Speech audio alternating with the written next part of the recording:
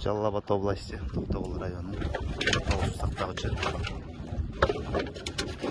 экологиялық техникалық көзөмөл кызматынын кызматкерлери атайын буйрук негизинде балык корлоруна салынган, мыйзамсыз салынган синтетикалык торлорду чогултуу иш-чарасы жүрүп жатат. Бул жерде Токтогул райондук кырып департаментинин кызматкерлери колдоо көрсөтүүдө. Сеткалар өтө көп, мыйзамсыз салынган. Ошолор чогултулуп жана жок кылынып атат. Мындай балыктар түшүп атат. Кичинекей карась балык экен бул. Жана түрү болгондуктан сеткадан чыгарылып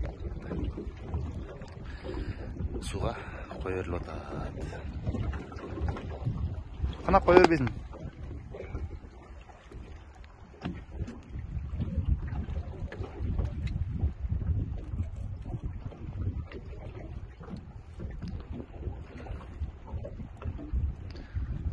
Токтогул райондук кырып департаментинин кызматкери экен.